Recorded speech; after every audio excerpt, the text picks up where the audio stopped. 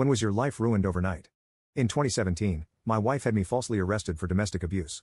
She had actually threatened to do so a month previously, and it put the fear of God into me.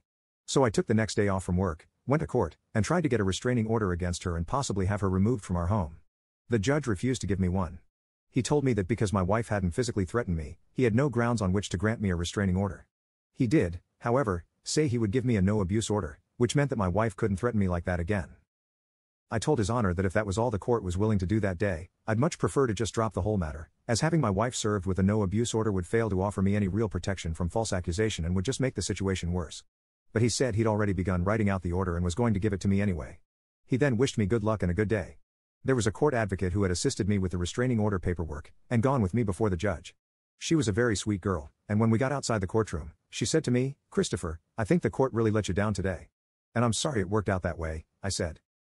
"Yes, the court has really let me down today.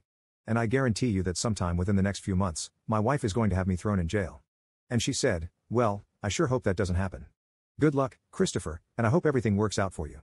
And indeed, the no-abuse order did in fact make things worse, much worse. The whole situation became incredibly uncomfortable and hostile, and my wife and I got to the point where we really hated each other. But I refused to flee my own home. And just as I had predicted, about a month after I tried to get the restraining order, she had me arrested. We had been arguing that evening and said some really nasty things to each other. And then she left our apartment and went across the hall to a girlfriend's. I thought it was all over. 10 minutes later a police car pulled up in front of our building, lights flashing. I knew immediately my wife must have called them. But deep down I guess I really didn't believe my wife would be sadistic enough to have me arrested, inasmuch as I had never been anything but good to her. I was wrong. 2 officers came in and asked me what was going on.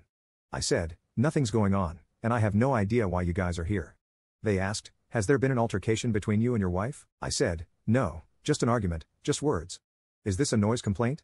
They ignored that query and asked, "Where's your wife?" I told them, "I believe she's right across the hall at a friend's." "Okay," they told me, "stay here while we go speak to her." "No problem," I replied.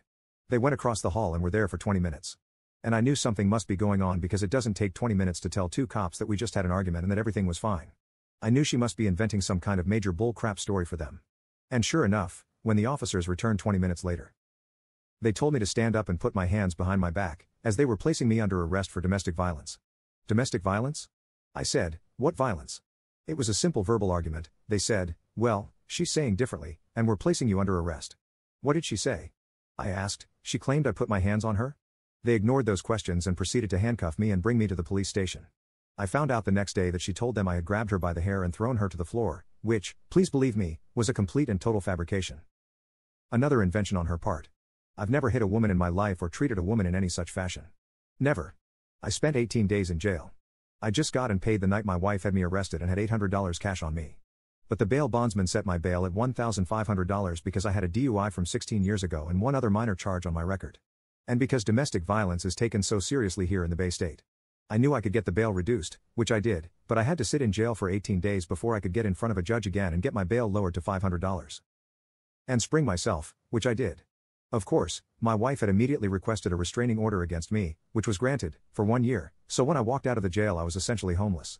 She'd also done such an excellent job of portraying me as an evil monster and claiming she was in such fear for her life for me that the court only granted my release on condition that I will be fitted with an electronic ankle bracelet that would monitor my movement and make sure I stayed away from my own home, and my wife. My friends did all they could to help me, but the winter of 2017-18 was the worst time of my life.